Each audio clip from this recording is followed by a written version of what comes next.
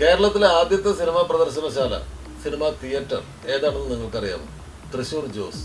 നാടൊട്ടുക്ക് mobile cinema പ്രദർശനം നടത്തി വന്നിരുന്ന ജോസ് കാട്ടുകാരൻ ആദ്യമായി തൃശ്ശൂർ ഒരു സ്ഥിരം പ്രദർശനശാല സ്ഥാപിച്ചു. തിയേറ്റർ എന്ന് പറയുന്ന ഫുൾ ഫ്ലഡ്ജ്ഡ് സങ്കല്പത്തിലാണെങ്കിൽ ആദ്യത്തെ തിയേറ്റർ ജോസ് തിയേറ്ററാണ്. പക്ഷെ അതിന് മുമ്പ് എനിക്ക് തോന്നുന്നു മാനാഞ്ചിറ മൈതാനത്ത് ഈ പഴയ നമ്മുടെ ഇവിടുത്തെ ബയോസ്കോപ്പ് എന്നുള്ള പേരിൽ അറിയപ്പെട്ടിരുന്ന പഴയ കൈനത്തോസ്കോപ്പിൻ്റെ ഏതോ ഒരു റിഫൈൻഡ് വെർഷൻ ഏതോ ഗോസായിമാർ കൊണ്ടുവന്ന് കുറച്ച് നാൾ കളിച്ചിരുന്നു.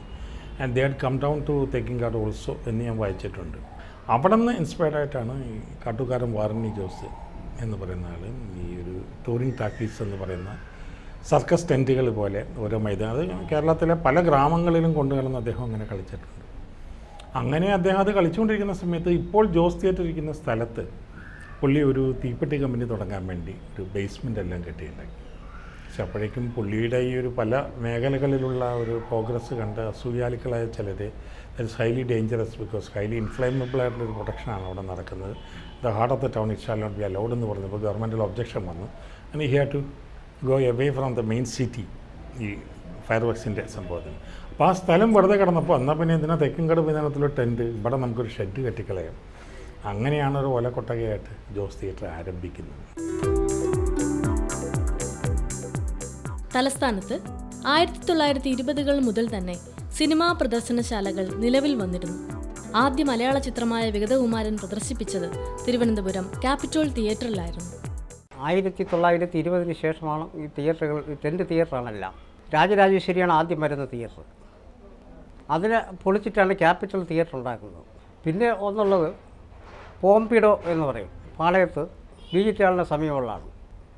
അത് തകര ഷീറ്റ് അടിച്ചിട്ടാണ് പള്ളിക്കാർക്ക് വിറ്റ് അവരത് പള്ളിയാക്കി, ഇപ്പോൾ പള്ളിയാണ്. പിന്നെ ഒന്ന് കുഞ്ഞാപ്പു, അത് കേരള ഹിന്ദു മിഷൻ്റെ ആ ഭാഗത്താണ്, സെക്രട്ടേറിയറ്റിൻ്റെ കിഴക്ക് സൈഡ്. ഇവിടെ തുടങ്ങുന്നു മലയാളത്തിലെ സിനിമാ തിയേറ്ററുകളുടെ ചരിത്രം. അന്നത്തെ പ്രൊജക്ടറുകളെല്ലാം ഇന്ന് അന്യം നിന്ന് കഴിഞ്ഞു.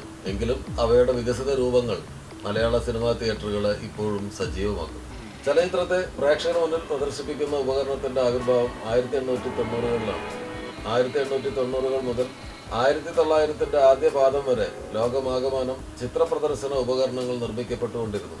1600-ൽ നിശ്ചല ചിത്രങ്ങളെ ഒരു മെഴുകുതിരിയുടെ വെട്ടത്തിൽ ഒരു ശീലമേൽ പ്രദർശിപ്പിച്ചിരുന്ന മാജിക് ലാൻഡേണിൽ നിന്നുമാണ് പിൽക്കാല യന്ത്രങ്ങളുടെ വികസനം. ലൂമിയർ സഹോദരന്മാരും തോമസ് എഡിസണും ചലച്ചിത്ര പ്രദർശന യന്ത്രത്തിന്റെ നിർമ്മിതിയിൽ നിർണായകമായ പല കണ്ടെത്തലുകളും നടത്തി. ആദ്യകാല മൂവി പ്രൊജക്ടേഴ്സ് 3 ഗണത്തിൽപ്പെടുന്നു: സിനിമാറ്റോഗ്രാഫ്, കൈനറ്റോസ്കോപ്പ്, വിറ്റാസ്കോപ്പ്. ശാസ്ത്ര കുതിപ്പുകൾക്കും ലോകമഹായുദ്ധങ്ങൾക്കും ശേഷം ചലച്ചിത്രം എന്ന മാധ്യമം ശക്തി പ്രാപിച്ചു. അതോടെ സാങ്കേതികമായി മികച്ച മൂവി പ്രൊജക്ടേഴ്സ് നിലവിൽ വന്നു.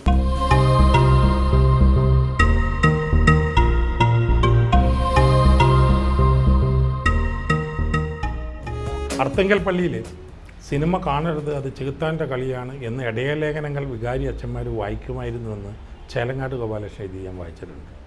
പക്ഷേ ലോകവ്യാപകമായി സിനിമയെ ഒരു തേർഡ് റേറ്റ് ആർട്ടാണെന്ന് പറഞ്ഞ് അധിക്ഷേപിച്ചിരുന്നതിന് ലോകവ്യാപകമായി എസ്പെഷ്യലി ഗ്രിഫിത്ത് അടക്കമുള്ള ആളുകൾ പ്രതികാരം ചെയ്യാൻ ശ്രമിച്ചത് മാസ്റ്റർ പീസ് ലിറ്റററി വർക്ക്സ് എടുത്തത് സിനിമയാക്കുമ്പോൾ അവയുടെ ലെഗസി ഉണ്ടല്ലോ, അതിൻ്റെ ഒരു ഓഹരി അതിൻ്റെ ഫിലിമിക് വെർഷന് കിട്ടുമല്ലോ എന്നുള്ളതാണ്. ഏതാണ്ട് അതേ അർത്ഥത്തിൽ തന്നെ ചർച്ച് പണ്ട് നാടകത്തെയും എതിർത്താണ്. എല്ലാ ഭരണകൂടങ്ങളും മത സ്ഥാപനങ്ങളും എപ്പോഴും പുതിയ ആർട്ട് ഫോംസിനെ സന്ദേഹത്തോടെയാണ് കാണുന്നത്. സോ നാടകത്തെ എതിർത്തിരുന്ന പോലെ തന്നെ സിനിമയും എതിർത്തിരുന്നു. അതിന് ഏറ്റവും എന്താ പറയുക സ്വീറ്റ് പോയറ്റിക് വെഞ്ചൻസ് നടത്തിയത് cinema Joseph Pathe the life of Jesus Christ സിനിമയാക്കിക്കൊണ്ടാണ്. ജലകട ഗോപാലകൃഷ്ണൻ പറഞ്ഞാണ് നമ്മൾ വേറൊരു സത്യം കൂടെ അറിയുന്നത്. അന്ന് ഈ സൈലൻറ്റ് സിനിമയുടെ കാലഘട്ടത്തിൽ അനൗൺസ്മെൻറ്റ്സ് ഉണ്ട്. കഥ പറച്ചിലുകാരൻ എന്ന് പറയുന്നൊരു വർഗ്ഗം ഉണ്ടായിരുന്നു. അപ്പോൾ കഥ പറച്ചിലുകാരിൽ കേരളത്തിലാണ് ഏറ്റവും കൂടുതൽ താരമൂല്യമുള്ള 2 കഥ പറച്ചിലുകാരുണ്ട്. അത് ആലപ്പുഴക്കാരൻ ശ്രീധരൻ വാദ്യാരും പറവൂക്കാരൻ കേശവപിള്ളയും. ഇവർക്ക് അന്ന് ഒരു ദിവസം കഥ പറയുന്നതിന് 25 രൂപ വരെ, അന്നത്തെ 25 രൂപ വരെ പ്രതിഫലം കൊടുത്തിരുന്നത്. പിന്നീടാണ് ഇവർ ഒരു എന്താ പറയുക ഈ പൂർവാശ്രമം വിട്ട് പുതിയ ജന്മത്തിൽ അവരൊരു ഊഴത്തിലേക്ക് കടന്നപ്പോൾ ശ്രീധരൻ വാദ്യാർ നമ്മുടെ ആർ സുഗതനാവുകയും കേശവപിള്ള പി കേശവതാവുകയും ചെയ്തു എന്നൊക്കെ പറയുന്ന ചരിത്രം ഗോപാലകൃഷ്ണൻ്റെ വരികളിലൂടെയാണ് നമ്മൾ വായിച്ചത്.